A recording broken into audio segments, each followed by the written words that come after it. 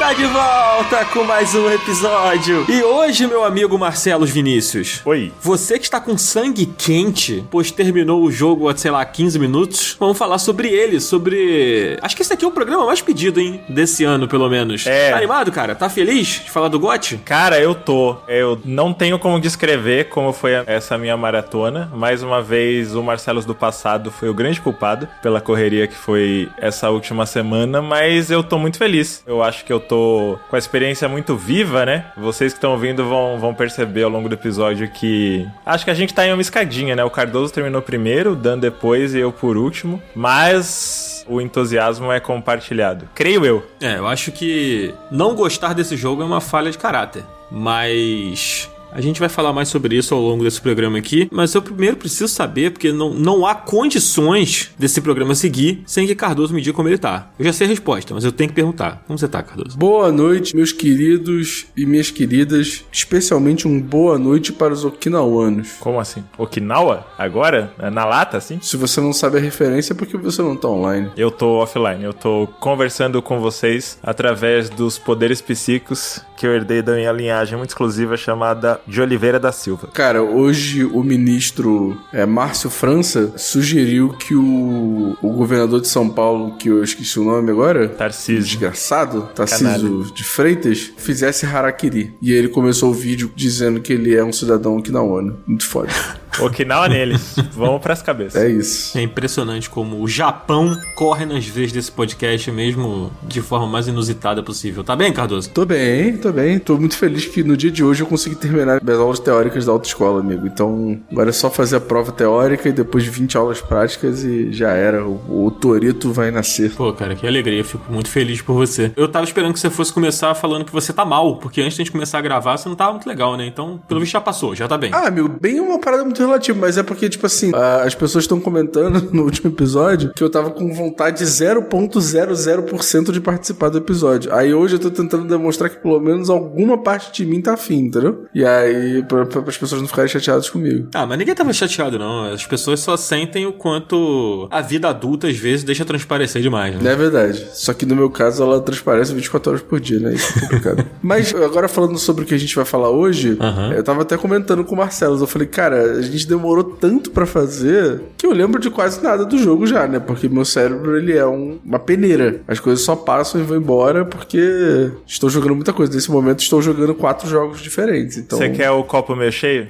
Durante a gravação vai voltar tudo, porque você só não lembra conscientemente. Tá gravado na sua alma essa experiência. Pô, tomara. É verdade. Tomara. Mas tá bem, Marcelo? Cara, toda vez que me perguntaram isso nas últimas semanas, eu acabei chegando na expressão estranhamente sereno. Era pra eu estar completamente surtado, principalmente por questões profissionais / financeiras, mas eu talvez tenha atingido o Nirvana. Eu tô meio Chico Bento no shopping, assim, tipo, normal. Mas é porque você terminou o GOT, né? Então, nada mais importa. É verdade. Eu estou um misto de iluminação espiritual com aquele cachorrinho no incêndio do Desisfire. Incrível. Boa. Então, Dan, você está bem, Daniel? Essa sua pergunta foi assim, de uma pessoa que tá realmente interessada na resposta, assim, incrível. Fala aí como é que você tá, vai. Eu tô bem, Pelo cara. amor de Deus, amigo, eu converso com você 24 horas por dia, cara. Eu tô bem. E eu quero fazer uma retratação pública aqui. Eu posso fazer uma retratação pública? Pode. Eu quero pedir desculpas aqui à nação rimetiana, pois... Virou amigo do Marcelo, já era. Cardoso, você cuidado com o que diz, porque a pessoa que me sugou pra esse funil foi você. Olha o plot twist. Hoje eu tinha acabado de acordar e aí tinha uma mensagem do Cardoso assim: Qual é? Bora um rematchzinho. Olha os E aí, caras. Pô, não é mano? possível, moleque. Eu te mandei essa mensagem, era tipo meio-dia e meia. Na verdade eu não tinha acordado, mas foi a hora que eu vi a mensagem. Mas de toda forma, a minha retratação pública aqui é que eu não retiro tudo que eu disse no episódio que a gente gravou sobre o rematch, mas talvez eu tenha sido rigoroso demais com os meus sentimentos, porque eu tenho me divertido bastante com o jogo. Da hora. E aí eu acho que, assim, ele pode melhorar? Pode. Ele tem muita coisa pra melhorar? Tem. Talvez eu tenha sido muito revoltado ao falar do O jogo. Naruto assim. pode ser um pouco duro às vezes, né? Exatamente. Eu fui um pouco Naruto. Entendi. Então, fica aí um pedido de desculpas à nação futeboleira do arcade. A gente não vai falar de rematch, porque a gente já se estendeu bastante semana passada, mas eu só queria acrescentar que existe um anime de esporte chamado Haikyuu. Tem uma cena que eu gosto muito, que é um personagem que é o Tsukishima. Perguntam pra ele se ele gosta de vôlei, o anime é de vôlei, né? E ele fala, gosto, acho ok, não é tudo isso. E aí o outro cara que também joga vôlei fala pra ele, provavelmente você não gosta tanto porque você é ruim, mas um dia você vai se apaixonar. E eu acho que rematch é exatamente isso. Quanto melhor eu fico no jogo, e eu ainda sou bem ruim, mais fascinado eu fico. Ah, não vem com essa não. Ai, quando eu toco a bola certa, as pessoas me elogiam, atingi o Nirvana. Quando eu sou MVP, eu sou feliz. Cardoso, você não tá entendendo. Anteontem eu recebi um e-mail de uma grande fabricante de material esportivo, que eu não vou citar o nome porque ela não tá financiando o podcast, perguntando se existe a possibilidade de gerenciar minha carreira no rematch de agora em diante. Pô, não é possível isso. É claro que não, cara. Eu só queria ver sua reação. Não é possível. Eu não posso endossar o que o Marcelo falou, porque eu tava reclamando do jogo, mas sempre fui craque. Então, assim, não passei por essa parada de não tô gostando porque eu sou ruim. Eu sou absolutamente o Cristiano Ronaldo do rematch e o Cardoso tá de prova aí. Sim, e o Daniel tá de prova que eu sou um verdadeiro herói da nação, porque eu estou me profissionalizando em ser goleiro do rematch. É meio terapêutico, né? É divertido, eu gosto. Dan, eu vou te dar sua ponte. Ó, pega essa. Meu amigo Dan, seria Rematch o melhor jogo francês de 2025? Não! Ou não sei, vamos descobrir, porque esse programa está aqui pra isso, para desvendar as coisas e pra gente ser feliz também, porque é importante a gente pelo menos tentar, né? Então, Zabuzeta, não é possível que a gente não vai poder usar as músicas do Claire Obscure, Cardoso. É, foda que eu ia falar que a qualidade de jogo é mais de boa, mas o Sonic que acabou com a nossa vida, né? Tinha que ser o Sonic. Ah, mas a SEGA é uma coisa, a Saintifal é outra. Vamos arriscar? Acho que vale, hein? Pode ser, mas eu tenho uma coisa mais legal pra gente colocar no Tururu. Dan, como diria Esquier... Olha, ele não lembra do jogo. É, pois é. Então vamos lá. Pô, mas isso aí tá tatuado na minha memória, pô. E quando eu falei, hi, Aos poucos, Cardoso vai desbloqueando os cadeados da mente e lembrando a experiência fantástica que ele viveu. É porque há 5 minutos antes de eu entrar pra gravar, eu tava que nem o Esquier vomitando vinho. Aí eu lembrei dele. Entendi. E ninguém pegou um copo, né? É, foda. Porra, não teria sido maneiro isso aí. Mas vamos lá. Bora.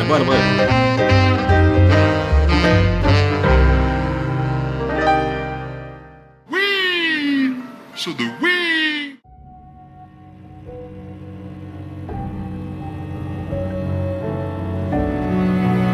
Bom, a essa altura do campeonato, meu amigo Cardoso, acho que é difícil que alguém não saiba do que se trata Clair Obscure Expedition 33, né? Mas... O que você tá dizendo? O cara botou aqui no roteiro, papo com a convidada. A convidada, cara. A convidada, Cardoso, é a salvação de nossas almas. Entendi. A convidada é a artífice. Exato. Mas dizia eu que é aritmética e que a essa altura do campeonato é difícil que alguém não saiba do que se trata o jogo, mas vale a gente fazer uma introdução breve, porque, sei lá, vai que o cara que clicou aqui... Não, eu acho que vale. Eu acho que vale a gente explicar tudinho, bonitinho. Até porque, tipo assim, muita gente pode ter ouvido falar pelo boca a boca do jogo e tal, não sei o quê, mas às vezes não sabe nem sobre o que se trata. Às vezes é só um conjunto de números e um nome gigantesco e horroroso pra um jogo, né? É um nome bem grande, né? Começa por aí. É, sim. Mas você quer falar? Quer fazer as vezes aí de introduzir o que é o jogo? Não, vou deixar pro meu amigo jornalista Marcelo Vinícius, que já tá com certeza está preparado pra fazer esse trabalho. Obrigado pela parte jornalista, porque assim como os habitantes de Lumière, o jornalismo tem data marcada pra acabar no capitalismo tardio. Mas enfim. É verdade. Clair Obscure Expedition 33 é um jogo da Saintfall, que, como a gente comentou agora, é uma desenvolvedora francesa, fundada por predominantemente ex-funcionários da Ubisoft, e é um RPG de turno, que também é de ação, com grandes inspirações em RPGs japoneses. Uma combinação que eu acho que ela é muito pitoresca e eu acho que ela dá o tom de como esse é um jogo que pegou a maioria das pessoas de sopetão, assim. Ninguém tava preparado. Você diria, então, Marcelo de Vinícius, que esse é um FRPG? Acho que ele é um FJ RPG. Entendi. E, cara, é uma das maiores surpresas do ano. Eu, inclusive, acho que ele tomou um pouco do momentum de Blue Prince, porque acho que Blue Blueprints tinha saído ali há umas 2 semanas e era o assunto da comunidade de joguinhos, e aí chegou o Clair Obscur e tomou o mundo de assalto, assim, é surreal. O presidente da França, aquele pilantra do... como é o nome? Macron? Macron. É o swingueiro, né? Esse mesmo. Ele fez declarações públicas agradecendo ao jogo pela contribuição à cultura francesa, e eu acho que ele faz muito bem isso, né, de o que chamam de exportação cultural, soft power e tal. Eu acho que ele virou uma bandeira dos jogos franceses que, vamos combinar, tem uma tradição absurda. Tem muito jogo bom feito na França. Sifu é um deles, por exemplo. Sifu é um deles. Acho que todo mundo lembra da Ubisoft, né, quando pensa em jogos franceses. Mas, por exemplo, tem o Plague, a Dontnod de Life Strange é francesa. E tem um jogo, que eu acho que é o jogo francês mais importante de todos os tempos, que é o Out of This World, né? É um jogo do começo dos anos 90 que influenciou ninguém menos que Hideo Kojima, Sam Lake e grande elenco. É aquele jogo do Mega Drive, né? Acho que teve pra Super Nintendo também, né? Teve. Inicialmente era pra PC, né? Acho que foi publicado pela Interplay. E é meio que o avô dessa estética de jogo indie, mas... acho que um clássico cult, assim, né? Que você pega um jogo que, pelas mecânicas e pela temática, ele puxa por outras reflexões, e é impressionante que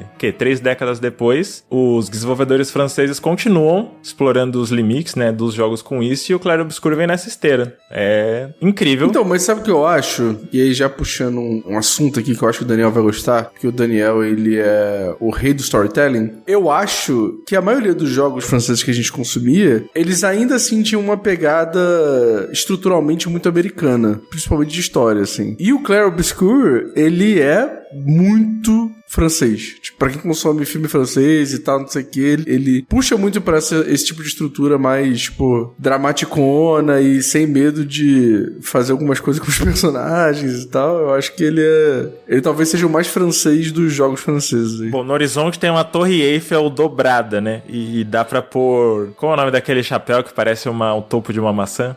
Enfim, tem essa roupa pra você colocar nos bonecos, chamada baguete. Então, de fato... os caras mesmos abraçaram todos os estereótipos que dava. Sim. Mas eu acho também que, sim, tem a coisa do francês, mas eu acho que até certas decisões corajosas que o jogo toma, que a gente vai falar mais pra frente, e alguns momentos em que eles escolhem um certo tom de drama pra contar algumas passagens, pra desenvolver alguns personagens, eu acho que até nisso eles são um JRPG, sabe? Não é um JRPG, mas assim, é inspirado em JRPG, sabe? Eu vejo muito da estrutura narrativa do Persona no jogo, sabe? Vejo muito a estrutura narrativa de Final Fantasy no jogo, e essa coisa de escolher como contar certos arcos de personagens, se aprofundando, sendo dramático, sendo corajoso, desconstruindo o personagem e tal, é uma coisa bastante dos RPGs japoneses. Não que isso seja uma coisa japonesa, sabe? Mas assim, pensando em videogame e em RPG, é impossível você não traçar o paralelo, sabe? Porque meio que os japoneses já faziam isso nos RPGs desde, sei lá, sempre, assim. Enquanto o RPG ocidental, ele tem um outro caminho, né? Tipo, você pega aí os principais, os mais famosos, assim. Normalmente eles não têm essa profundidade, nem esse drama que você vê em RPG japonês, assim. E eu acho que ele bebe bastante disso. Mecanicamente, ele bebe bastante, né? Do que faz o RPG japonês. Só que quando ele mistura com esses elementos culturais franceses, fica tão diluído ali que você... sei lá, a pessoa menos atenta, a pessoa que não é tão fã, né? Do RPG japonês, assim, talvez não pegue, né? Essas referências, ele realmente parece uma coisa muito genuína, porque mistura, né? Acho que eu comentei isso no episódio que a gente falou sobre o Clair Obscur. Em algum momento a gente falou sobre esse jogo aqui. Foi no 2025 até aqui. É, justamente. E eu lembro que eu comentei alguma coisa sobre o Bloodborne, né? Que eu acho que o Bloodborne, ele é muito interessante. Não só o Bloodborne, mas o Dark Souls também. É muito interessante porque, ele, ao mesmo tempo que ele é muito japonês, ele bebe muito de referências europeias ali, né? Do ocidente e tal, pra fazer uma coisa muito única. E eu acho que o Clair Obscur, ele é parecido, só que ele tá do outro lado, sabe? Ele é ocidental, ele é europeu pra caramba, é francês, mas ele bebe muito do Japão e acaba criando uma coisa muito própria, assim, também. Complementando isso que o Dan falou, quem entrar no site da Saintfall, que é saintfall.co, não com, CO. Lá, logo na página inicial, você desce e você tem os principais integrantes da equipe, e na bio deles tem os jogos favoritos deles. E, por exemplo, Guilain Broche, sei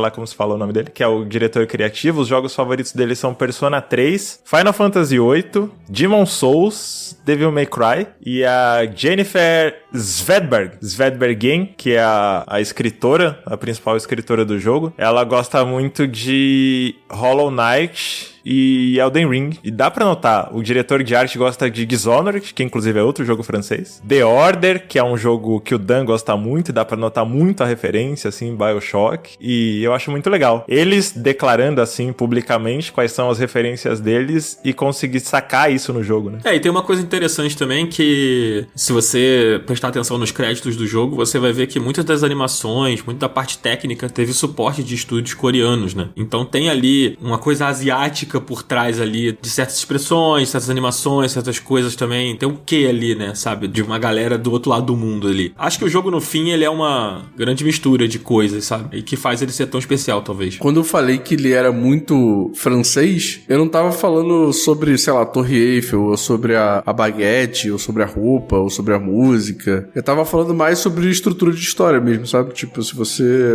parar pra ver filmes franceses e tal, ele tem muito essa pegada de um filme de drama francês, tá ligado? É. E foi muito mais pra isso que eu parti do que pra questão óbvia da Torre Eiffel. Aliás, vocês jogaram em francês? Não. Não, mas é porque a verdade é que o jogo foi feito em inglês, né? Sim. As vozes francesas foram inseridas depois. Então, o lip sync dos personagens ali, tá tudo feito para o inglês, assim. Apesar de ser um jogo francês. Fora que os dubladores originais são todos em inglês, né? Eu joguei em francês. Acho que no começo do jogo, assim, eu testei os dois idiomas e eu quis abraçar. Acho que mesmo essa estética do cinema que o Cardoso tá citando, eu senti que eu ia ficar mais imerso jogando em francês. Eu achei muito legal. A única crítica que eu faria é que mesmo com a opção de acessibilidade de aumentar a legenda e tal, cara, os textos são bem pequenos ainda, assim. Pra quem é míope, é meio foda. Acho que a gente pode entrar já no jogo, assim, né? Sobre a história, sobre tudo. A gente tem um contexto aqui. Mas acho importante comentar que a partir de agora, a gente vai comentar sobre a história, sobre os personagens, sobre mecânicas. E quem tá aí escutando, sei lá, se você tem um perfil um pouco mais sensível a spoiler, sei lá, não quero saber a habilidade que o personagem vai aprender, eu não quero saber sei lá o que, pode acabar escapando aqui alguma coisa assim. Fora que a gente, no final do programa, vai fazer uma parte de spoiler mais intenso. Aí, esse aí você pode ficar tranquilo que a gente vai avisar, tá? O que eu tô avisando agora são de spoilers mais... O Coelho vai avisar, a gente vai entrar a voz do Coelho aí avisando. Mas eu tô dizendo mais detalhes aqui que a gente vai falar agora. A gente não vai dar nenhum spoiler aqui de plot twist, de nada desse tipo, não. É mais pro fim do episódio. Você pode ir tranquilo até o momento que a gente avisar que vai ficar perigoso pra você que não jogou e que não quer saber a história. Dito isso, Cardoso, fica aqui o convite para todos ficarem e ouvirem o que temos a dizer, mas fica também o convite para aqueles que quiserem sentar ao nosso lado, do lado de cá aqui, participando do Orelo, né, cara? O nosso financiamento coletivo, porque quem apoia o Up no Orelo tá lá no grupo secreto, junto com a gente, então conversa com a gente, troca uma ideia lá com a comunidade, e a gente é bem ativo lá no grupo, né? Estão sempre lá falando e tal. Então fica esse convite aí. Assim, algumas pessoas mais do que as outras, mas a gente é bem ativo no grupo, sim. Por incrível que pareça, as pessoas que são menos ativas estão lendo assiduamente. Tanto é que... Qual é, Marcelo? Pô, Sentiu aí, Marcelo? Foi isso mesmo? Eu não falei no nome de ninguém, entendeu? Eu não falei são o nome de 4 ninguém. pessoas, pô. Eu tenho 3 aqui. Mas uma coisa que é bem legal pra quem quiser apoiar na Aurélia e fazer parte da comunidade é que, por exemplo, Clair Obscur Expedition 33 foi um fenômeno de popularidade no grupo secreto. Então, sim, você que tá ouvindo o podcast pode gostar de outros jogos depois e ter com quem falar com profundidade à medida que as pessoas estão jogando, à medida que os jogos estão saindo, é outra parada. Eu acho que uma coisa que vale falar é que, tipo assim, a comunidade se juntou ali de uma maneira que estava todo mundo comentando e respeitando muito bem as pessoas que não queriam tomar spoiler. Então ali no Telegram você tem a função ali de esconder o que você tá escrevendo quando você manda. Então, tipo, a galera falava assim, gente, spoiler do Expedition 33. E aí mandavam aquela mensagem apagadinha, assim, né, que você só se você clicar você consegue ler. Então, pra quem tiver preocupado de, vou entrar no grupo, a galera vai estar falando spoiler e tal, a galera sempre foi super cuidadosa com a experiência das pessoas. Então, vale super a pena. Fica parecendo que a mensagem sofreu gomagem. Exato. É verdade. Inclusive, foi um período bem engraçado, assim. Esse que tava... O grupo todo tava jogando o jogo. Inclusive, o nome do grupo virou Grupo Secreto Up Expedition, né? É que eu fico trocando o nome do grupo, né? Sim. E teve um momento que o grupo todo era só mensagem com spoiler. Pra quem não tá no Telegram ou não usa o Telegram, né? Fica tipo um chiadinho assim, tipo uma TV fora do ar, assim, sabe? Na letra. E aí você abriu o grupo, era todas as mensagens assim, porque era todo mundo falando, né? Sobre as revelações, sobre tudo e tal. Então foi bem legal, assim, esse momento. E isso acontece eventualmente com outros jogos também. Então fica aí o convite, porque não só é legal participar do grupo secreto, trocar uma ideia lá com a gente, mas você também ajuda esse podcast a continuar existindo, né? Exatamente. E agora, muito em breve, a gente vai estar lançando conteúdo novo lá na Aurelo. E você pode ouvir também pelo Spotify, caso você não queira ir lá no site da Aurelo pra ouvir. Então, tem um link aí embaixo na descrição que você consegue assinar. E a partir do momento que você assina e conecta a sua conta do Spotify lá, você já vai ter acesso a todos os episódios exclusivos. Exatamente. Tá, fica bem mais fácil assim, né? Já conecta lá e... É verdade. Então... O problema é o Spotify, né? Mas tudo bem. Enfim. Mas é isso. Então fica aí o convite. Agora vamos falar mais de Clair Obscur Expedition 33. Vamos falar sobre a história, cara, sobre o que tá rolando, que mundo é esse, quem são esses personagens, né? Vamos falar um pouquinho? Vamos. Fala aí, Dan, que mundo é esse? Os personagens, o que tá acontecendo? Cara, o jogo começa, né, com você controlando o Gustav, né? Gustav, sei lá. Gustav. É o famoso Gustavo, né? Eu falo Gustavo, foda-se. Exato. Que é um personagem ali, no início, né, ele é apresentado ali como protagonista, você controla ele. Aos poucos você vai conhecendo os outros personagens, né, e você está em meio a um evento que tá acontecendo ali naquela cidade que se passa meio que num futuro distópico ali, onde alguma merda aconteceu, e logo você compreende o que tá acontecendo ali, né? O Gustav, ele é uma espécie de ele é meio um cientista, meio um guerreiro, né? Ele é um cara fora da média ali, né? Ele é um líder comunitário, vai. Ele é um líder de uma galera. Mas ele também tem uma coisa meio de cientista ali, né? Porque ele que ajudou a desenvolver aquela parada das habilidades lá dos expedicionários. É assim que se fala? Ficou assim em português, né? Ficou. E aí logo você conhece a Maëlle, né? Que é uma outra protagonista. Você vai conhecendo os outros personagens ali. E você vai começando a entender o que tá acontecendo. E o que tá acontecendo é que naquele momento em que você controla o Gustav, você vai ver pela primeira vez a virada do ano, a virada ali do Gomage que vai acontecer. E o que é o Gomage, Marcelos? Cara, o Gomage é um dos muitos termos que o jogo joga na nossa cara sem dar nenhum contexto.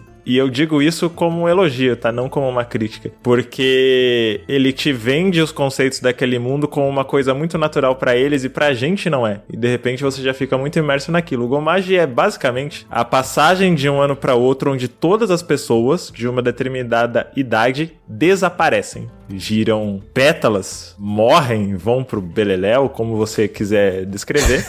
Vão pro beleléu. Cara, além de acreditar. Porque esse mundo, Dan, está amaldiçoado. Sim. No horizonte você consegue ver uma grande torre, digamos, né, conhecida como monolito, onde está gravado um número. Esse número, seguindo a maldição desse mundo, começou no 100 e foi decrescendo. E cada vez que passa um ano e o número diminui, 99, 98, 97, e assim vai, todas as pessoas que têm aquela idade ou mais, aí mais já não tem mais como, né? Desaparecem. Ou seja, se tá lá 50, não existe ninguém de 51 anos. Sim. Porque quando virou de 51 para 50, qualquer pessoa de 51 desapareceu. E é uma sociedade, né? Essa cidade pós-apocalíptica, digamos, amaldiçoada que é Lumière, tá vivendo isso há 67 anos. Logo, eles estão vivendo o Gomage de 34 para 33, que já dá uma dica aí do nome do jogo. E aí o nome do jogo, você já começa a entender, né, que é o seguinte: quando você chega no ano, se você tem a idade que vai viver o seu último ano ali, ou seja, você tem seus últimos 12 meses de vida a partir do momento que vira o relógio ali, né, que vira a pintura desse monolito, você pode se inscrever para ir numa expedição. E aí essa expedição, ela tem o seguinte objetivo: cruzar o oceano, ir em direção ao monolito para tentar impedir a artífice, né, que é a pintora lá, de fazer essa maldição continuar existindo. Você vê tudo isso nesse prólogo do jogo, né, quando o jogo começa. Mas isso é o que eles acreditam que vai acontecer, né? Que, tipo assim, se eles derrotarem a Artífice, pode ser que pare o Gomage, né? Mas, tipo assim, o interessante é que, tipo assim, quem vai pra essas expedições nunca volta e ninguém nunca sabe nenhuma notícia deles. Então, tipo, ninguém sabe o que acontece quando eles atravessam o mar pra ir matar a Artífice ali. Então, fica sempre esse mistério de todo mundo tentando todo ano ir pra lá pra fazer alguma coisa, só que todo ano plano dar errado. Né? Na verdade, essa parte de que ninguém volta, isso fica meio no ar, assim, porque, tipo, os personagens, o Gustav, por exemplo, ele é meio que um cara obcecado pela essa coisa da expedição, né? Logo você começa a entender que ele é um cara que dedicou os 33 anos de vida dele, a partir do momento que ele teve idade, né, pra compreender o que era isso ali, pro momento, ele viveu pro momento em que ele iria pra expedição pra tentar salvar o mundo ali. E você vê que ele tem os conhecimentos, então, tipo assim, de alguma forma, as outras expedições deixaram um legado, as histórias passaram de alguma maneira pra aquelas pessoas. Então, não sei como, ao longo do jogo a gente vai descobrindo algumas coisas, mas nesse momento inicial, o que você sabe é que isso que o Cardoso falou é muito interessante, porque é como se isso fosse uma lenda, né? São dizeres do povo, né?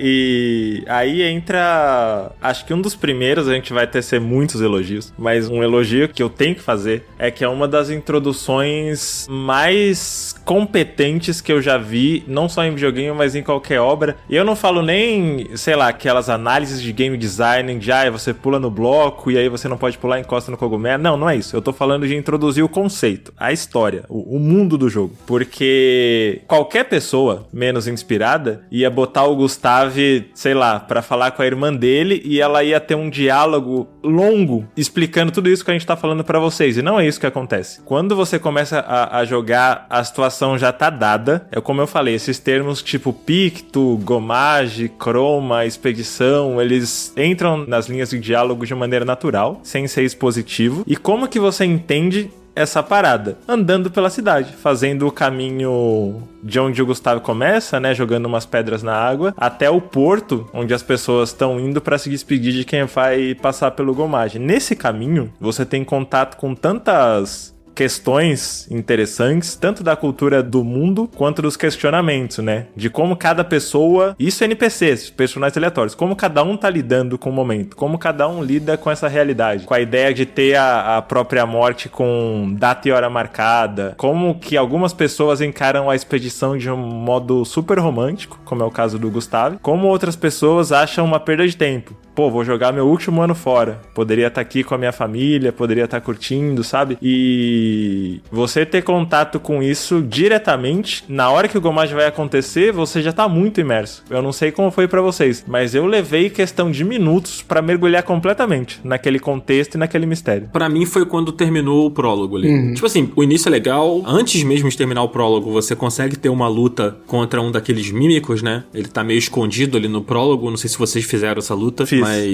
na segunda vez. Então eu fiz lá e tal, e aí já fui tomado pelaquela adrenalina, né, de tipo, caramba, isso aqui é legal, né, então assim, já tem essa parte, mecanicamente você já vê que o jogo tem camadas interessantes, mas quando termina o prólogo, você já toma um soco na cara, né, sim, porque acontece uma situação ali, e aí você entende que tipo, cara, tem um peso isso tudo aqui, mas eu queria entrar num ponto que o Marcelo comentou, que é essa parte de você saber que a sua vida tem um prazo de validade, né, o jogo, ele todo fala muito sobre isso, fala muito sobre luto, fala muito sobre finitude, mas o jogo já começa jogando essa questão, assim. Então, tipo, se você tem a sensibilidade de se conectar com aqueles personagens ali, se você é o tipo de pessoa que, com aqueles diálogos, com aquela história sendo contada, você é capaz de se conectar, cara, é impossível você não seguir, sabe? É impossível você não querer jogar, você não querer ir até o fim, você não querer saber as motivações daqueles personagens e tal, porque é isso, né? Aqueles protagonistas estão vivendo os seus últimos dias e eles estarem vivendo aqueles últimos dias, tipo, como foi a vida deles antes disso, sabe? Sabendo que eles iam chegar naquele ponto ali, né? Como o Cardoso falou, né? A gente não sabe se eles vão resolver alguma coisa, se caso a expedição seja bem sucedida, né? E eu acho que é por isso que ela é tão urgente, né? Tipo assim, você entende a urgência dessa expedição quando, sei lá, o cara tá olhando pra namorada dele, a namorada dele vira pétala de rosa e foda-se.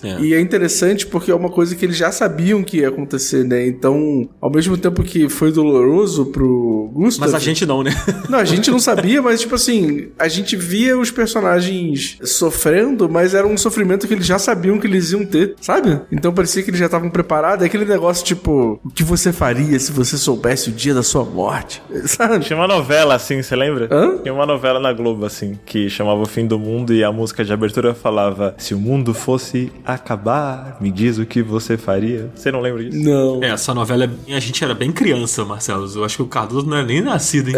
Se vocês eram criança, eu tava longe de nascer. Vou te dizer que eu botei um pé na filosofia ouvindo ouvindo essa música, hein, que eu, caramba, imagina, se o mundo fosse acabar, o que eu faria? É o Paulinho Mosca que canta essa música. Não sei se a música é dele, mas era ele que cantava. Que é uma música muito boa, inclusive. E eu acho que, voltando pro jogo aqui, eu acho que, tipo assim, esse começo, ele é muito inteligente porque ele já, tipo assim, pega o jogador pelo braço e fala assim, meu parceiro, só vem que o bagulho vai ser muito doido. Porque é muito rápido, né? Tipo assim, pô, se você não é uma pessoa que explora muito e que anda muito e quer conversar com todo mundo, essa primeira parte acontece em meia hora, 40 minutos no máximo, tá ligado? E que jogo em meia hora e 40 minutos ele já, tipo, te entrega tudo isso, sabe? Tipo, uma porrada de conceito filosófico, personagens interessantes, drama, morte, não sei o que, tudo em 40 minutos. Porra, muito doido. Você falou da namorada dele, o Dan comentou, né? O jogo fala muito sobre luto, e aí entra o que eu falei, da sensibilidade da coisa. Em vez de colocar alguém falando, gente, o Gomage funciona assim, assim, assado, daqui a uma vai acontecer isso, pra trazer o tema de luto, eles apresentam um relacionamento que já tinha terminado. É a Sophie, né? A então ex-namorada do Gustave, que ele pensa, pô, a última chance que eu vou ter de conversar com ela e passar algum momento com ela vai ser agora, porque ela vai passar pelo Gomage, né? Ela é um ano mais velha que o Gustave. E aí você já entra no tema luto, porque eles estão super desajeitados, repassando um pouco do relacionamento deles, antes mesmo de acontecer o Gomage, eles viveram o luto da história que eles não tiveram, assim. E o jogo vai fazendo isso indefinidamente até o terceiro ato. Revisitar esse tema de várias maneiras. É legal porque acho que não tem problema a gente comentar muito do prólogo aqui, sei lá. É meio spoiler, né? Pô, o prólogo, meia hora de jogo. É porque, tipo assim, essa coisa do relacionamento dele com a Sophie ali, no início do jogo, você já entende o quanto a existência do Gomage, dessa parada, afeta esses personagens naquela realidade ali, né? Sim. Tipo, você vê que... Por que o relacionamento não deu certo? Porque ela não estava interessada na expedição, né? Ela claramente não foi uma expedicionária. E o Gustave, sim. Porque ela escolheu viver a vida ali, naquela cidade, naquele lugar, aceitando que ela ia morrer, porque o tempo ia acabar pra ela em algum momento. E o Gustave não.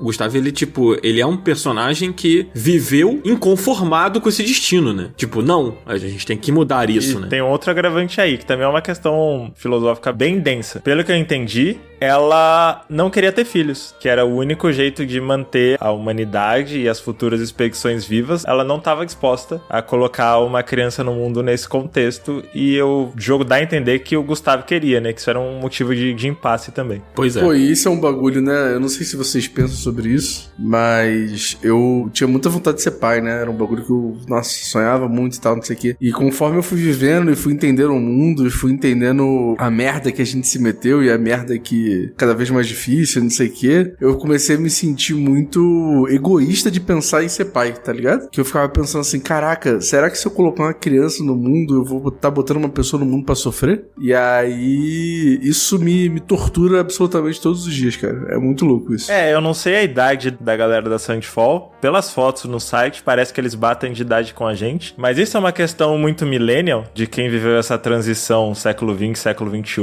e tá vendo essa desgraça toda desenrolando no mundo. E eu não acho que é coincidência que a gente tá vendo a Expedição 33, né? Que é bem essa faixa de idade que passou por essa quebra maluca. Uhum. Que é a idade que eu vou fazer esse ano, inclusive. Se você for parar pra olhar com esse carinho e fazer esse paralelo com o mundo real ali, eu acho que os 30 anos ali, né, que antes eram uma virada em que, sei lá, as pessoas estavam tendo filho, estavam comprando casa, estavam casando, etc, né, tipo, nessa faixa de idade. Hoje a nossa geração ali, os millennials, como o Marcelo falou, tipo, chega nos 30 anos e só se questionando, né? Sim. Questionando os seus próprios sonhos, questionando suas próprias vontades e, por vezes, matando os seus próprios sonhos e matando suas próprias vontades, né? Então, a gente vive o nosso Gomage aqui, né? Na vida real, assim, de certa forma. Claro que não tão drástico. Literal, né? Assim. Pô, aposto um churro que esse paralelo é deliberado. É lógico. E a história foi escrita pensando nisso. É lógico. Não, o Gomage são os sonhos que a gente perde pelo caminho, né? Exatamente. E tudo isso, o jogo fez a gente pensar tudo isso em um prólogo de meia hora, 40 minutos. Mas ao longo... É interessante, Cardoso, que ele faz a gente pensar isso, mas ele mantém esse pensamento aceso na nossa cabeça, né? Claro. Não, eu tô dizendo assim, é muito interessante ver um jogo que em tão pouco tempo de gameplay e que você mete a mão ali pra jogar, ele já te coloca pra pensar 1 milhão de coisas, sabe? Verdade. E com uma sutileza que a gente não vê normalmente nos jogos. O Cardoso deu exemplo de cinema francês, eu não tenho tanta essa bagagem, mas eu senti tudo no jogo muito humano. Não sei se isso é uma referência que o Cardoso estava citando, humano no sentido de exaltar a humanidade, do que é viver, sabe? Do que é realmente viver, não só sobreviver, né? Uhum. Eu não sei se vocês passaram ainda falando do prólogo, se vocês chegaram a ver o gemidão. Ah, eu vi. Muito bom. Tem dentro dessas várias questões filosóficas e existenciais, tem uma porta que você consegue interagir numa construção aleatória, sem nenhum destaque assim, que se você interage com ela, você ouve um gemidão do Zap rolando lá dentro. E aí eu acho que é a Sophie que fala pro Gustavo, né?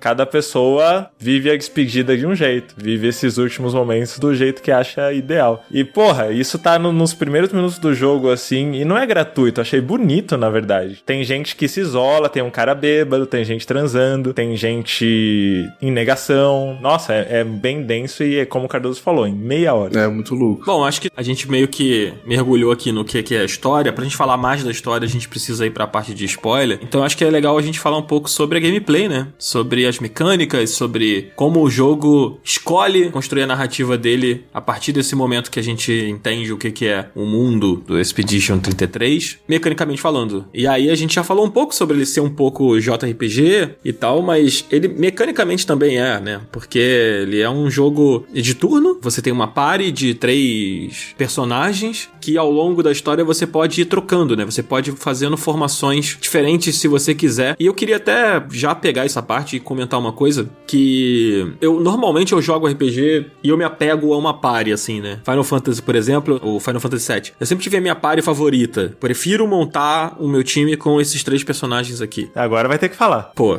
Cloud, Tifa e Barret. Sempre foi a minha party predileta, assim. Pô, Vanilla, hein? Pra caralho, né? Mas depois entra o Vincent, é um personagem que eu gosto muito, mas eu não acho ele tão interessante, assim, pra ter no time. E o Red também é muito bom. Mas, no geral, eu ia sempre com esses 3, assim, é bem clássico ali, né? Em outros RPGs também não é muito diferente. Comigo, né, sempre tem os favoritos ali, dificilmente eu fico trocando muito. Já no Clair Obscure Expedition 33, nome grande do caralho, eu troquei bastante, cara. Tipo, no início, o primeiro ato eu fui todo de um jeito só. E depois eu fui trocando, e quando eu percebi, eu tinha praticamente jogado cada ato do jogo com uma party diferente, assim. Como é que foi pra vocês isso? Essa parte dos personagens, de como vocês montaram ali? Eu senti muito isso. Eu tenho isso também, né? De me apegar a certos personagens e querer que eles sejam... algum personagem específico seja o líder, assim, né? E a princípio eu achei que a Lune seria essa personagem pra mim durante o jogo inteiro. Mas, cara, é tão interessante o sistema de batalha do jogo. Cada personagem tem uma abordagem muito particular desse sistema, né? Que eles giram basicamente em torno de você tem um critério pra ter um buff, pra ter uma melhoria na potencialidade de certos ataques. E aí, sei lá, por exemplo, o Gustavo, ele acumula carga elétrica no braço de prótese dele. E aí, quanto mais você acumula, determinados golpes são aumentados. A Lune, que seria uma espécie de maga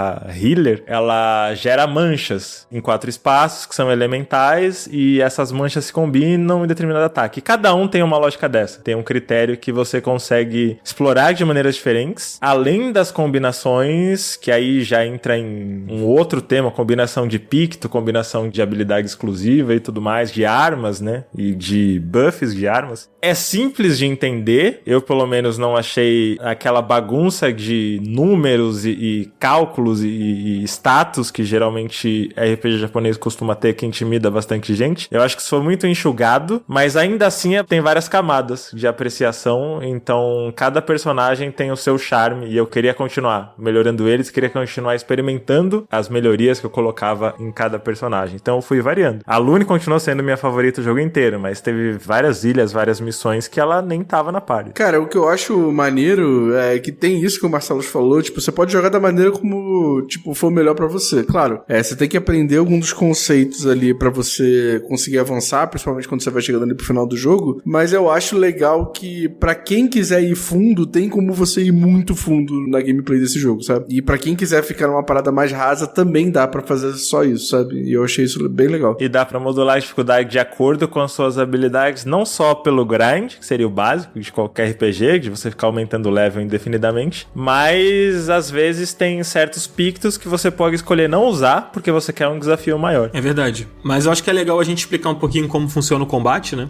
Porque a gente tá falando aqui das habilidades e tal, mas pra quem não jogou, principalmente, é interessante saber.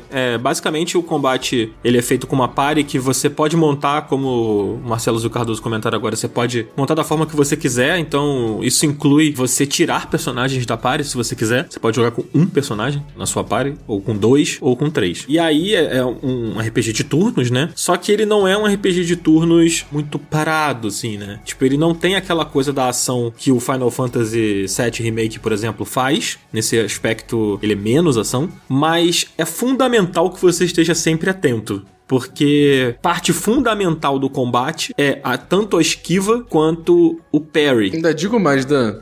Tem muitos momentos em que ele me parece mais um jogo de ritmo do que um jogo de turno. Aí o Cardoso trouxe fato. Muito de você aprender a dar o parry é de você pegar o ritmo daquele combate e o ritmo daquele inimigo que você tá enfrentando. Então, tipo, muitos dos momentos que você tá sendo atacado, se você dominar o ritmo da batalha, você consegue fazer coisas incríveis, né? É verdade. Inclusive, tem literalmente o som do jogo te ajuda a pegar, né? Sim. Esses parries, assim, às vezes é um sonzinho, é um barulhinho que o personagem emite e que esse barulhinho é sempre, de alguma forma, tá com a música, né? Que tá tocando, assim. Não é uma coisa completamente desencontrada, assim. Então, se você estiver sempre muito atento ao que você tá escutando, se você joga com fone, por exemplo, é até mais fácil, né? Eu comecei a pegar o parry quando eu comecei a jogar com fone, que eu comecei a entender melhor, assim. Então, o som é muito importante. Cara, eu não sei se vocês têm muita experiência com dança ou com instrumento musical, mas eu senti coisas muito parecidas com a época que eu tava em coletivo de dança, tentando pegar a coreografia ou tentando aprender passo, porque tem um certo ponto em que você tá tão imerso na coisa que se você parar pra pensar, você perde. Mas o seu corpo já entendeu. E isso acontece o tempo todo no jogo. Tem essa questão do som, mas vamos supor, um inimigo tem uma sequência de 3 golpes. Você já tomou e você fica tentando achar, ou com a esquiva ou com o parry, tentando achar o tempo e você não consegue. Você já tomou aquele golpe umas 5 vezes. E aí, de repente, uma hora ele vai dar o golpe, você, sem pensar, acerta todos. Sim. Isso acontece direto. É incrível, assim. O seu corpo reage mais rápido que a sua mente, que eu acho que é uma das coisas que mais me fez eu me apaixonar por dança e por jogos de ritmo também, né? Qualquer pessoa que já jogou um Guitar Hero da vida sabe do que eu tô falando. Nossa, é muito foda, muito, muito foda. Não, e tem uma parada também, e aí uma dica para quem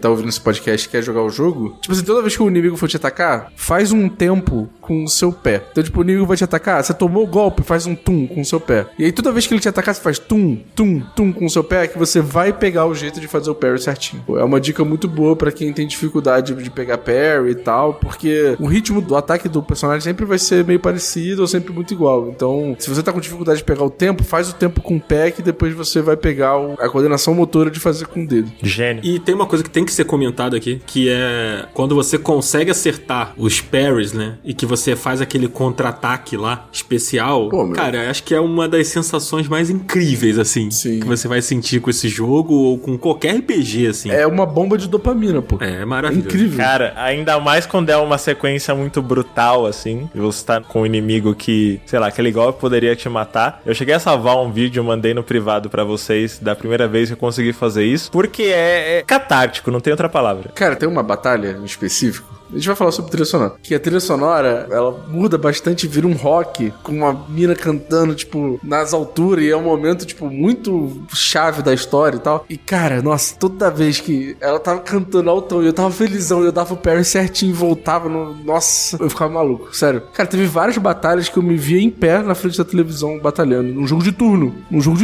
É muito doido, cara. E veio em um momento, acho que hoje em dia não tanto, né? Teve um revival aí de RPGs japoneses japoneses, encabeçado principalmente pela SEGA e pela Atlus, Persona, Like a Dragon e tudo mais, que fez as pessoas olharem com mais carinho pra batalha de turno. Mas há não muito tempo atrás, jogo RPG com batalha de turno era tido como defasado, anacrônico. A galera falava como se a única razão pra você ter batalhas por turno antigamente era porque não existia tecnologia pra fazer aquelas coisas em tempo real, que é uma grande mentira. Mas eu sinto que teve uma era das trevas, assim, pra fãs de RPG de turno, que não foi o Clair Obscur que fez passar, como eu falei, mas eu acho que ele chegar, ter sido desenvolvido totalmente fora do Japão, com a aclamação e mais do que tudo, com o sucesso comercial que ele tá tendo, pô, é de lavar a alma pra quem gosta. Assim. Isso é muito legal. E na verdade, Marcelo, se você der uns passinhos pra trás, assim, ali no início do século, da década de 2010 ali, o RPG como gênero não tava tão em alta, né? Tipo assim, Final Fantasy, as pessoas já não estavam mais emplacando, né? Teve Final Fantasy 13, que a galera não gostava tanto. E aí teve a From Software, né? Com Dark Souls ali, que meteu um tipo de RPG diferente e que ajudou as pessoas a olhar com mais carinho. Teve o Xenoblade, né? No Wii, que apresentou uma outra ideia de usar um mundo aberto pro RPG. E aí deu uma revigorada, mas teve um momento ali que o próprio gênero tava sendo colocado em xeque, porque era tipo, não tem mais como fazer um RPG que seja interessante, porque as pessoas querem um jogo de ação. Os grandes expoentes, o que sobreviveu, assim, como fenômeno mundial, foi Dragon Quest e Pokémon. E mesmo assim, você sabe melhor do que ninguém, boa parte do fandom de Pokémon encheu o saco. Ai, ainda é turno, como assim? Não só turno, né?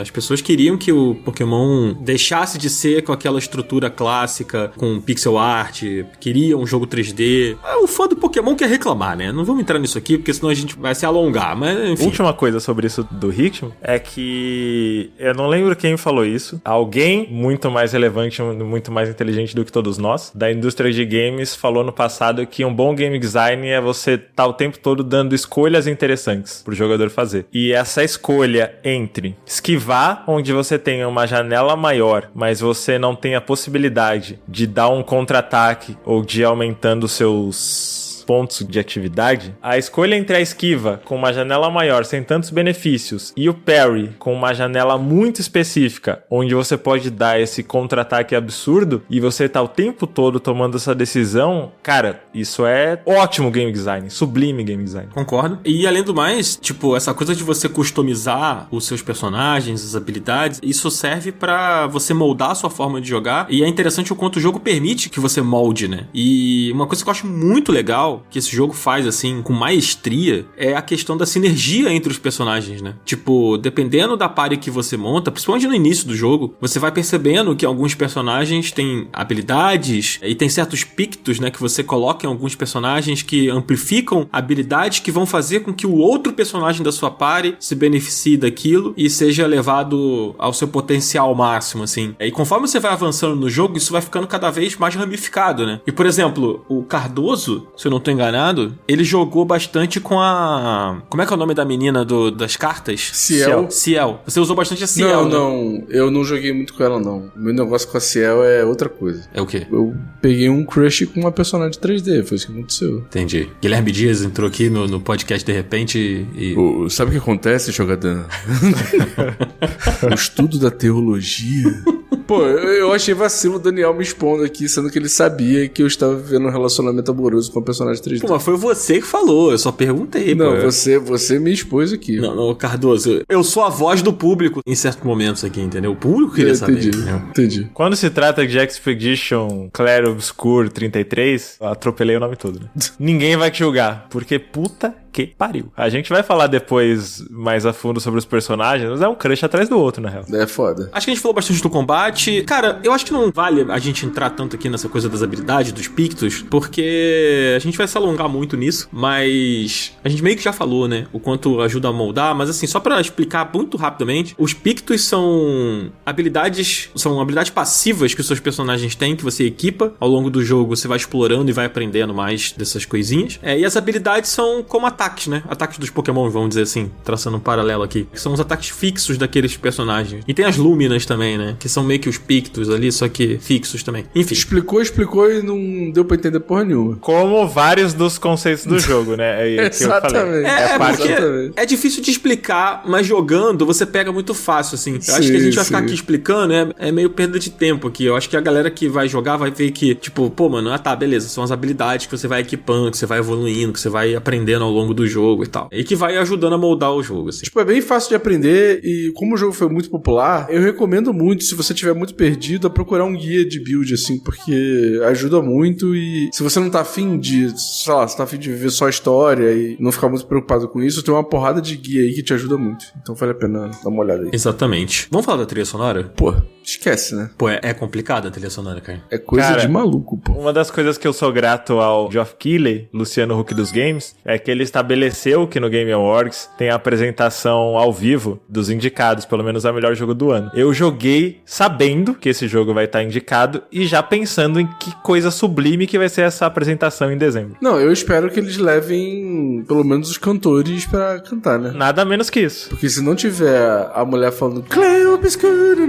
pô, aí esquece. Aí pode acabar o Game Awards. Não é verdade, Dan? É verdade. Tem uma coisa da trilha sonora que eu queria falar, mas é spoiler. Tá, espera um pouquinho. Daqui a pouco a gente volta na trilha sonora. Mas enfim. É absurda. A trilha sonora é absurda. é coisa de maluco de verdade, assim. Chega a ser emocionante a trilha sonora. Em muitos momentos. O Cardoso é muito louco, porque, tipo assim, a trilha sonora tem uma carga dramática abissal ao longo do jogo. Sim. Mas ela tem uns momentos de groove que são Porra, assim... moleque, cara... na moral, tem uma hora que tu pega um personagem lá, que o personagem é um macaco, tá? Isso não é spoiler. Ele não é um macaco, Mano. porra.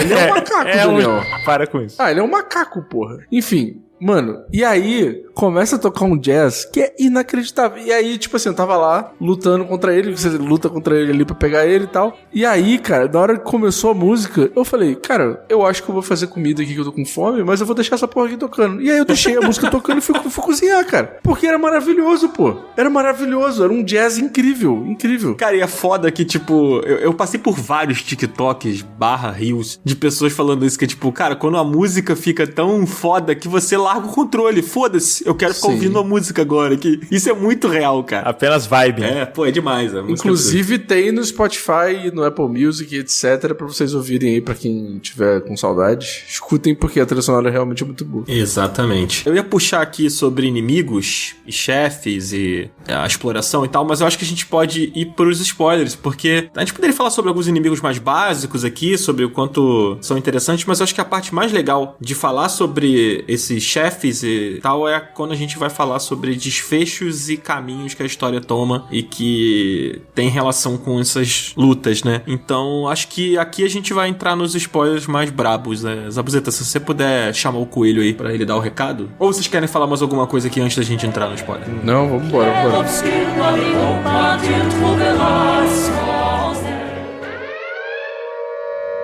Ó o spoiler!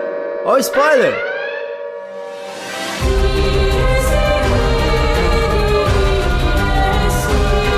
Bom, eu tô olhando aqui a pauta, eu tinha colocado o prólogo aqui nos spoilers. A gente já falou tudo do prólogo. Não, é que eu não queria que a gente desse o spoiler da morte da Sophie lá no início, né? Mas acabou que a gente deu, então assim, sinto muito, acabou saindo. Mas eu fiquei em choque, tá? Quando a Sophie morreu. Eu achei muito pica, moleque. Eu demorei pra entender que ela ia morrer, mano. É difícil. Eu não sei por que raios, mas a sinopse básica de qual era a treta do jogo eu sabia. Então, essa parte, até o final do prólogo, eu tava sabendo. Daí em diante, meu amigo, só destruição. Aí a gente, tem o prólogo, a gente chega lá naquele mundo lá, acontece aquela porra daquela explosão, aparece o Renoir pela primeira vez, o ato 1 vai se desenvolvendo com a gente se apegando ali àqueles personagens, e mano, não tem como, cara, o fim do ato 1... É um tiro na tua cabeça, é isso, alguém deu um tiro, pô. Pô, eu preciso saber, eu preciso ouvir de vocês. Vocês acreditaram que o Gustavo tinha morrido, cara? Cara, eu não acreditei, mano. Eu achei que ele fosse conseguir, depois que ele tomou a primeira porrada lá, que sei lá, tipo, alguma coisa fosse acontecer, que ele ia ficar doente, não sei o que, e depois ia sobreviver. Mas não, mano, foi só isso e foda-se, é isso aí. Morreu. Cara, eu vou fazer um paralelo aqui que aconteceu comigo. Quando eu assisti The Office pela primeira vez e o Michael Scott vai embora... Pô, é muito triste, mano, pelo amor de Deus. Cara, eu juro que eu achava que ele ia voltar, mano. Eu também. Tipo assim, eu não sabia nada de The Office, eu não tinha tomado spoiler nenhum, eu vi na época, assim. Então, acabou acabou, beleza. Na época não, já tinha saído as últimas temporadas quando eu peguei. Mas aí vou dar play aqui, vou pra próxima temporada e daqui a pouco o Michael volta. Aí nada dele no outro. Aí eu fui entender que, cara, peraí, ele não vai voltar? Aí uma amiga minha foi e me deu, entre aspas, o spoiler ali, né? Me jogou a real. Tipo, não, ele não vai voltar. Sim. E aí foi um banho de água fria, assim, né? Porque quem viu The Office sabe que ele é um personagem fundamental ali pro humor da série, pra tudo. Ele é a alma da série, pô. E o Gustavo, até esse momento do ato 1, ele é a alma do jogo. Sim. Não, tanto que a morte dele deixa cicatrizes até o final do jogo, pô. Sim. A galera não esquece que ele morreu, não supera e não sei o que. A morte dele foi, tipo assim, quase o que moveu as pessoas a terminarem o trabalho dele. A forma como você lida com a morte dele, inclusive, na minha opinião, determina diretamente o que você escolhe no final. Interessante mesmo. Não imaginava que ia acontecer. No final dos dois atos, tanto do ato 1 quanto do ato 2, eu fiquei em choque, mas acho que no ato 1 foi mais impactante porque, cara, você tá saindo de uma luta que é bem complicada com aquele bicho das luzes lá, e você tá em um momento de triunfo. Você tá em um momento de, sei lá, concluir um arco, vamos pra próxima missão, porque aqui tá resolvido. E não, é muito inteligente porque a gente marcou muito a gente a morte da Ares em Final Fantasy VII, mas aqui eu acho que é ainda mais corajoso você fazer isso com o que chamam de decoy protagonist. Falso protagonista, né? Assim como tem o falso 9 no futebol, o tipo de história que finge que o protagonista é um determinado personagem pra amplificar certos arcos dramáticos, né? Acho que o exemplo mais famoso é o Ned Stark de Game of Thrones. E aqui, cara, do momento em que ele perde a Sophie e que o prólogo todo é centrado, né, nesse conflito pessoal dele, você tá convicto de que a história é sobre ele. Eu já tava vendo o final dele, sei lá, dedicando a vitória pra Sophie, sabe? Alguma coisa nesse sentido, voltando pra irmã dele, entregando o diário pros alunos dele. E, nossa,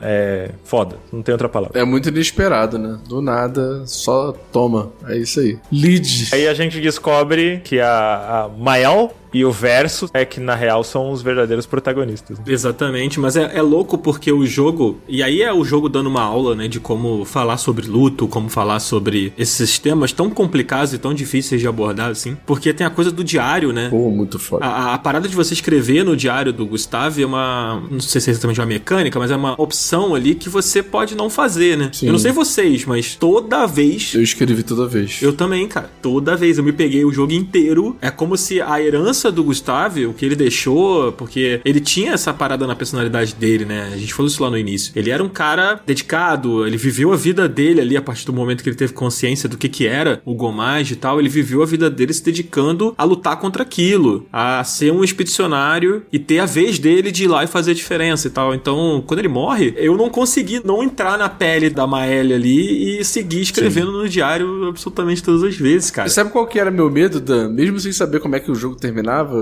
o meu medo era eu voltar lá pra Lumière, é Lumière, né? Eu voltar lá pra Lumière e as crianças não saberem o quão foda foi o Gustavo até o final, tá ligado? Por isso que eu escrevia sempre no diário, porque eu ficava pensando, não, cara, as crianças têm que saber o quanto o Gustavo foi importante e incrível nessa jornada aqui. Muito doido isso. O jogo é tão bem escrito que, assim, é o que eu falei, né? Você é introduzido ao personagem com ele passando por um luto, e qualquer pessoa com mínimo de vivência já viveu alguma coisa parecida e vai se conectar com ele. Mas não só. Depois que o Renoir ataca todo mundo na praia e ele fica sozinho, ele quase se mata. A Luna aparece na hora, né? Ele ia puxar o gatilho sozinho no meio de um monte de corpos, assim, uma cena muito, muito, muito forte. E é um tipo de... Porra, eu tô com struggle na cabeça, eu tô pensando em inglês. Um tipo de provação que é muito humano e é muito universal, assim. Você pensa, pô, o cara conseguiu se reerguer, conseguiu se recompor, tá rodeado de pessoas que gostam dele, não tá mais sozinho, vamos pra cima. E tudo isso só deixa mais o baque ainda maior quando chega a hora.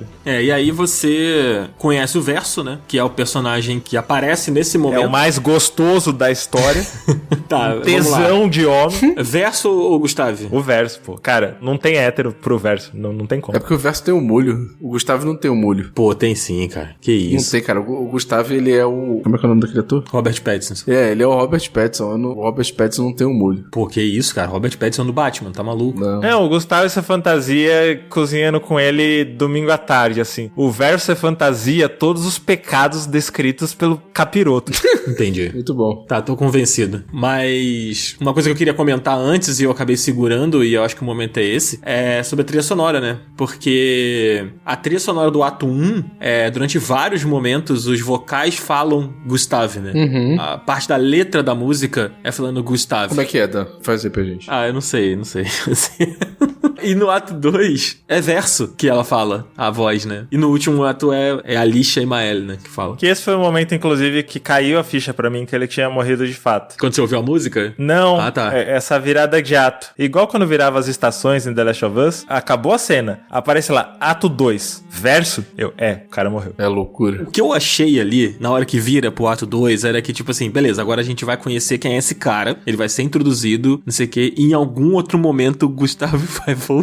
Eu me apeguei, assim, a essa minha convicção de que ele não tinha morrido. Quer dizer, não tinha morrido não, ele tinha morrido ali, mas de alguma forma ele ia voltar. Eu só, de fato, desapeguei quando enterraram o braço dele. Aí foi, pô, que tristeza. E assim, uma coisa que a gente não tá falando, mas do ponto de vista, não de quebra de expectativa, mas de como superar a expectativa. Porque você fica apegado a esse personagem, você termina o ato 1, você fica isolado, você pensa, o que vai ter depois disso? E agora? E o ato 2 é muito melhor que o ato 1. Não sei se vocês concordam, mas parece que é uma sequência dentro do mesmo jogo. Não, o jogo só escala, pô. Eu já tava entregue quando eu terminei o ato 1. Pô, sublime, foda, entrega os troféus. E aí vem o ato 2 e você pensa, pô, o Gustavo morreu, que bad, o que será que vem agora? E o que vem é 3 vezes melhor. Fala aí do ato 2, Cardoso. Cara, no ato 2, a gente conhece mais sobre o verso e conhece mais sobre o que tá rolando naquela família do verso, né? Que é o... Como é que é o nome daquele cara? O Renoir. O Renoir. E algumas outras pessoas que estão aparecendo por ali que a gente ainda não sabe o que é. Nesse ato a gente tem a nossa primeira batalha contra o Renoir e a gente tem a revelação de que o Verso é filho do Renoir, né? Porque é nesse momento aí da batalha. Eu, sinceramente, eu vou ser bem sincero, a parte mais chata pra mim do jogo é a parte do Renoir como um todo. Tudo que envolve Renoir eu acho um saco. Que isso? É verdade, pô. Tu gosta? Fala aí. Ficou indignado? Não, continua. Não, eu só acho que, tipo assim, e aí já até adiantando um pouco do ato 3, eu acho que até no ato 3, por causa do Renoir, o jogo se estende mais do que ele deveria, sabe? E eu acho o Renoir um personagem chato. Eu não gosto muito dele, não. Nem gosto muito dele como vilão. Eu demorei a entender que ele era um vilão, porque eu achei que era um pouco óbvio, né? Sim. Ele ser um vilão ali, ou vilão, sei lá. Porque, tipo, ele é o cara que causa o estrago no momento que eles chegam lá, né? Pela primeira vez. Você encontra ele ali, ele é tipo, o seu primeiro encontro é com o Renoir. E aí tem esse momento que ele mata o Gustavo e tal, e aí depois você vai entendendo que tem essa relação com o Verso. Eu achei que ele não fosse o grande chefe da parada, não. Eu achei que o grande chefe fosse a pintora lá, a artífice. Mas de toda forma, eu acho que no ato 3, já pulando bastante aqui, cara, quando você entende a motivação do Renoir ali, pô, eu comprei completamente o personagem, assim. Não é que eu gosto dele, ou que eu concordo com ele, nem nada disso, assim. Ou talvez um pouco, não sei. Mas a motivação dele pra ele estar ali dentro, pra ele estar fazendo o que ele faz e tal, faz dele um bom vilão, eu acho, assim, sabe? Mas você não acha que depois que termina... Depois que eles voltam pra Lumière no ato 3, e aí depois eles têm que voltar de novo, não acha que, tipo, ficou meio final do final? Final 2? Acho que é literalmente um... O jogo põe lá como epílogo, né? Antes de começar o ato 3 de fato. Mas o que acontece no ato 2, da maneira que acontece, não conclui a questão principal da história, que é como aquelas pessoas lidam com o luto, né? Então, eu entendo isso, mas eu acho que ficaria mais poético só com a dúvida do lado verso lendo a carta e aí o jogo acabando meio... Interprete aí o que você quiser interpretar, sabe? Eu acho que dali pra frente a coisa toda fica muito literal e muito explicativa, e é por isso que eu não gostei, sacou? Você não gosta do final do jogo? Não, não gosto. Da parte final inteira do jogo eu não curto. Entendi. Cara, eu acho legal que, assim, cada personagem ali tá vivendo um luto, cada personagem principal ali tá vivendo um luto, né? E principalmente a Maëlle / Alicia, o Verso e o Renoir. Esse tridente aí da história, cada um tá enfrentando representando o que tá à sua frente ali e representando o seu próprio luto, né? O Renoir, ele tá ali dentro porque ele quer acabar com aquilo ali, ele quer acabar com aquela pintura que tá ali, que foi construída pelo verso, porque ele quer dar um ponto final em tudo, né? Porque na vida real, ele fora do quadro, ele não tem a esposa dele, ele não tem a Alicia, ele não tem nada, né? Então eu acho que é interessante quando o jogo tenta te explicar o que é o Renoir, por que ele é um vilão, por que ele tá ali dentro, por que tipo não bastava derrubar a Artífice, porque nesse momento é o momento que você compreende o que é aquele mundo, né? O que é aquela maldição. Mas assim. você acha que quando ele lê a carta a gente já não compreende? Não sei. De forma sutil, a gente não compreende? O meu ponto é,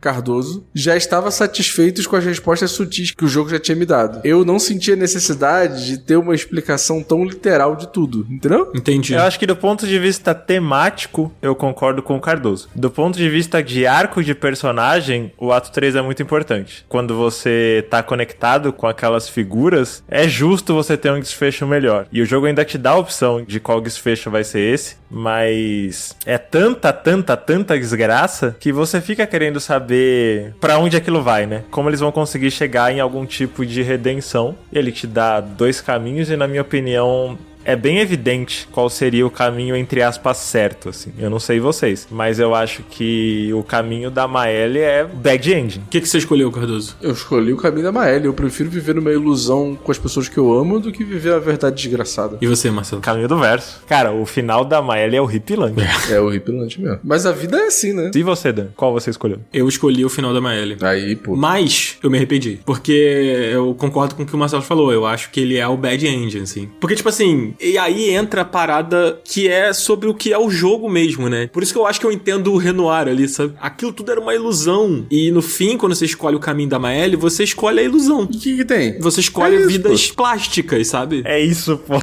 Por que eu escolhi o do verso? Depois eu fui ver o da Maelle no YouTube. Mas eu escolhi o do verso porque eu não concordava com o Renoir tá impondo a maneira dele de lidar com o luto, mas digamos que eu não concordava com a prática, mas eu concordava com a teoria. Ele tava certo de pensar que a Alicia /Maelle tava sendo imatura. Que ela tava. Mas também, pô, ela tem o quê? 16 anos? Quem é obrigado a ter todas as respostas e todos os caminhos nesse ponto? Então, do ponto de vista de um pai, é muito doloroso você saber a dimensão do que a sua filha tão nova, depois de tanta desgraça, vai ter que passar e você não poder fazer nada. Ele não aceitou isso. E ele foi tentar conduzir as coisas do jeito dele, que eu acho que é onde ele cai nessa pecha de vilão. Mas, no fim, a mensagem toda da coisa, além da relação com luto, relação com perda, que tá bem evidente, tem uma parada que me pega demais, que pra mim é o que eu vou levar desse jogo pra vida, que é como ele pensa a relação com arte. Eu não lembro exatamente qual dos Axons que fala, acho que é o das máscaras, depois que você derrotar ele, não sei. Pô, esse é muito bravo. Que tem uma citação, que inclusive tá num dos diários, que fala: toda grande arte é espelho e também janela. E, velho, pra mim o jogo inteiro é sobre isso. A arte é uma maneira de você mergulhar em si mesmo, e eu acho que é o que a mãe do verso faz, é o que a Alicia faz, é o que a irmã do verso faz, todo mundo faz isso de alguma maneira, mas também deveria ser uma maneira de você ir adiante. E acho que essa é a grande lição que fica, assim, né? Beleza, o que o verso criou e o que a família toda criou em cima da criação do verso foi uma maneira deles manterem a alma dele viva. Mas é só isso? É pra isso que serve arte? Cara, essa pra mim foi a maior pedrada que o jogo deu, assim. Eu acho que, assim, é foda porque existe um conflito ali, né? Você passa... Não sei quantas horas vocês jogaram, vocês ficaram no jogo. Eu fiquei umas 50 e poucas, 60 horas mais ou menos. Ou seja, eu passei ali 60 horas da minha vida acompanhando a história daqueles personagens. Da Lune, da Ciel, do Esquier, do Gustav, de todos os personagens. O Verso, etc, etc. Então, você entender o que o Renoir quer e tomar o caminho do Verso no final, que é de extinguir aquilo ali tudo, é você jogar fora essas memórias aí que você criou, né? Tipo, apagar tudo, porque aqueles personagens deixam de existir. É o fim daquela realidade ali. Então, por isso que eu escolhi o caminho da Maelle. Então, mas ao mesmo tempo, No caminho da Maelle, quando você toma esse caminho da Maelle, né, tipo, você vê que o verso, no final, ele é uma marionete ali, né? Ele é um boneco sem alma tocando piano ali, sabe? Pra mim, ele é uma marionete desde o começo. Ele é a chupeta da família, assim, ele é um objeto de luto, eles não querem lidar com a ausência dele, ele é obrigado a existir. No final da Maelle, ele fala diretamente, eu não quero essa vida, é de cortar o coração. Isso entra em outra questão, que aí meio que contradiz o que eu tô dizendo, mas o verso é tão consciente disso, e ele tem tanta autonomia sobre o que ele quer e o que ele deixa de querer, que aquelas pessoas não são só mais ilusões. Elas passaram a existir de fato. Elas estão vivas dentro da obra de arte. Então, o caminho certo do luto da família é deixar aquilo pra trás, mas são vidas, pra mim são vidas. Dentro de uma realidade metafísica, mas a Lune tá viva, a Ciel tá viva, o Gustavo tava vivo, então... Mas, Marcelo, tem uma questão ali, que é tipo assim, se tira o véu da fantasia, tipo assim, tira a coisa da mãe ser uma artífice que monta aquele mundo e a magia toda, blá, blá, blá, blá, blá. Tira esse pano aí e vai pra realidade. Tipo assim, você tem uma pessoa que você ama na sua vida e você perde essa pessoa. E existe uma forma de, em algum lugar, você estar com essa pessoa. Essa pessoa está viva de alguma maneira. O que você escolheria? Cara... É foda, né? Você não precisa responder, mas é foda, entendeu? Tipo, é por isso que o final é tão dúbio, tá ligado? É tão difícil de você tomar. Cara, quando o jogo me botou e me perguntou quem você quer controlar na luta dos dois ali, eu larguei o controle e falei, vai tomar no cu. Sabe? E assim, ao mesmo tempo, você pensa pelo lado da família... Cara, o verso vai continuar vivo. O mundo que ele criou dentro daquelas pessoas vai continuar vivo. Então, quando você pensa por esse lado da fantasia, é que fica muito cruel. Mas quando você pensa pelo lado de processo de luto, pô, é uma história conhecida de quem já perdeu gente na família, da dificuldade que é você juntar os pertences da pessoa, ou ir no quarto onde a pessoa dormia e dar outro rumo pra aquele cômodo, pra aquelas coisas assim. Eu acho que o jogo fala muito sobre isso. E não tem um jeito confortável de tirar esse band-aid. E eu acho que não tem resposta certa e resposta errada. Não tem, tipo, a maneira correta de lidar com o luto e a maneira errada de lidar com o luto, sabe? O jogo te dá essa escolha, por mais que seja mais triste, por mais que seja, sei lá, o bad ending, é uma maneira de lidar também, tá ligado? Mas eu acho que ele toma um partido no final da Maelle, no sentido de... que é uma mensagem que os jogos da From Software trazem muito também, de que as coisas não foram feitas pra serem eternas. De que você esticar a corda até o limite cria uma coisa meio macabra, meio sombria, assim. Mas viver na realidade também é macabro e sombrio pra caralho e ninguém fala. Cara, na moral, Marcelo, olha só, presta atenção. Vem. Você tem uma escolha, eu vou te dar uma escolha. Você pode viver um mundo em que você é o maior pensador da história da humanidade, que você tem um relacionamento que você ama, uma pessoa que você ama e que esse relacionamento nunca acaba. Com aluno. Que seja. O mundo está sendo governado apenas por pessoas de esquerda e o caminho para o comunismo ele tá muito próximo, ou você prefere viver no Brasil de 2025 com extrema direita, Trump, Bolsonaro, você solteiro e o caralho? O que você prefere? Mas a outra é uma ilusão, mas você vai viver essa vida, ela é ilusória, mas você vai viver. É a Matrix, cara, que pílula tu quer tomar, cara? Que pílula tu toma? É isso, cara. Isso que eu ia falar agora, eu tinha 12 anos quando eu vi Matrix, e o Cypher, quando ele fala que ele vai trair todo mundo pra comer bife, ele me revoltou. Tá certo. Foda-se, sou eu, caralho, foda-se. Ele tá certo, meu parceiro. Pô, tu pode comer o Wagyu todo dia da tua vida, ou tu pode ficar tomando sopa de mingau naquele universo horroroso lá que os caras moram em São Paulo. Porra, o que tu vai preferir? Eu já o que eu ia falar eu já fui condicionado pelas grandes obras de arte da história da humanidade a escolher o mundo real. Pô, tu é maluco, cara. Tá de sacanagem, cara. Porra. Mas eu entendo que esse é, até do ponto de vista de filosófico da coisa, esse é um dos dilemas mais importantes da história da humanidade. O que a gente faz com a consciência de que as coisas são finitas e o que a gente faria se a gente tivesse a opção de não viver nessas condições. Cara, repito, o maluco do bife no Matrix é um herói. A gente tem que viver a vida desse jeito. É uma ilusão, foda-se, meu parceiro. Eu só vou viver aqui uma vez. Se eu ficar vivendo uma vida desgraçada pra sempre, porra, eu vou embora e não vou ter feito nada que eu gosto. Vou ficar aqui só trabalhando e tendo que aguentar Bolsonaro, tarifaço do Trump e o caralho, entendeu? E aí, Cardoso, sabe o que fode tudo de vez? Nessa ilusão, a Ciel que chama de canto e falou, tá chato aqui o acampamento, vamos ali. Vamos procurar um lugarzinho aqui pra... Pô, moleque, é agora. Pô, vamos lá, pô. É nóis. Cara, Porra, tá maluco, cara. eu vou fazer o seguinte. A nossa enquete desse episódio aqui, que quem vai decidir o nosso público, é a seguinte. É bife ou é sopa de mingau? É bife ou é São Paulo? É rodízio de graça pra sempre ou é morar em São Paulo? É isso. Essa é a enquete de hoje. A gente tem que terminar esse programa, porque senão a gente não consegue pagar os Zabuzeta. Ô, Dan, sabe o que eu tava pensando? E aí eu quero ouvir do público. E se a gente fizesse uma DLC desse programa, ou seja, um add-on, um downloadable content, na Aurelo, falando um pouquinho mais sobre esse jogo. As coisas que a gente não conseguiu falar aqui porque não deu tempo. Inclusive, Cardoso, eu queria que já aproveitar essa sua deixa, que a gente pode fazer isso de outros jogos também, né? Sim. É um conteúdo que a gente pode levar aí pro nosso financiamento coletivo, se a galera tiver interesse em saber mais. Comenta aí, eu quero ouvir mais sobre Clair Obscur. Eu quero DLC.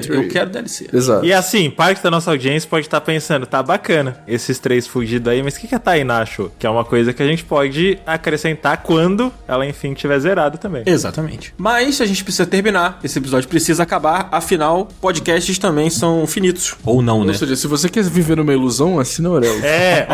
Existe um mundo em que os podcasts não são finitos e o Up tem 4 horas de duração. Mas pra isso, orelo.cc/up-podcast. Exatamente. A gente vai ficando por aqui. Valeu, Marcelo. Valeu, Cardoso. Tamo junto. Semana que vem a gente volta. Quarta-feira, 10 horas da manhã. Mas se você quer comer bife, se você é contra São Paulo, tem conteúdo a mais lá na Aurelo e no nosso grupo secreto. Então fica aí o convite. O primeiro link aqui na descrição. Tamo junto. Valeu. Até semana que vem. Tchau. É nóis, galera. Morte ao badminton. Ô, louco. Um mundo em que o badminton é infinito. Tem que acabar o badminton. Gente, forte abraço. Lune, eu te amo. Eu nunca vou superar o olhar que você me deu no final. Caralho. Simplesmente o Guilherme Dias.